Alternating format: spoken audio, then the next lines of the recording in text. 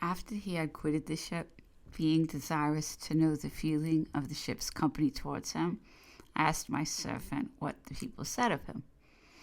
"Why, sir," he answered, "I heard several of them conversing together about him this morning, when one of them observed, 'Well, they may abuse that man as much as they please, but if the people of England knew him as well as we do, they would not hurt a hair of his head.' In which the others agreed. This was the more extraordinary, as he never went through the ship's company but once, immediately after his coming on board when I attended him. And he did not speak to any of the men, merely returning their salute by pulling off his hat. And in consequence of his presence, they suffered many privations, such as not being allowed to see their wives and friends, or to go on shore, having to keep watch in port. And when he left the ship, the only money he distributed was 20 Napoleons to my steward, 15 to one of the underservants, and 10 to the cook.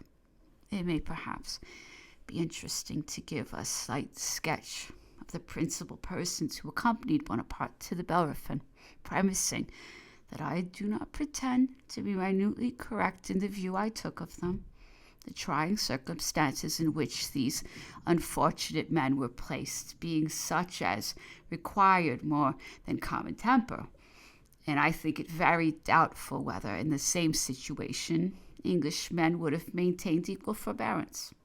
Count Bertrand was a man of about 44 years of age, 5 feet 10 inches in height, of a slight make and prepossessing appearance. His manners extremely placid and gentle, though evidently warm of temper, and showed himself rather hasty in his conduct to Sir George Cockburn about searching the baggage, as Sir George was not acting upon his own authority, but by the directions of his superiors, and was inclined to conduct himself with as much consideration as his orders would admit. He was an affectionate, attentive husband, and much attached to his children. The Countess Bertrand was then of a tall, slight figure. Her maiden name was Dillon. Her father was an Irishman in the French service who lost his life during the Revolution, and was related to Lord Dillon, though perhaps a little warm. She has undoubtedly many excellent qualities.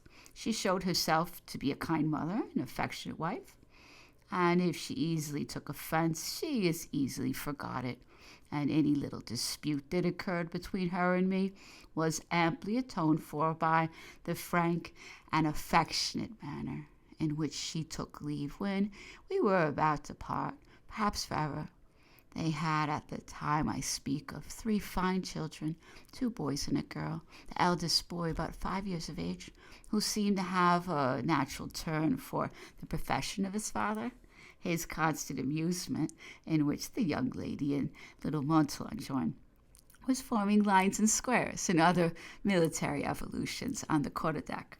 General Savary, Duc de Rovigo, was a tall, handsome man, then about 46 years of age, of a cheerful disposition, and notwithstanding the alarm he was in lest he should be given up to the French government, he never forgot himself so far as to make use of a rude expression in my presence.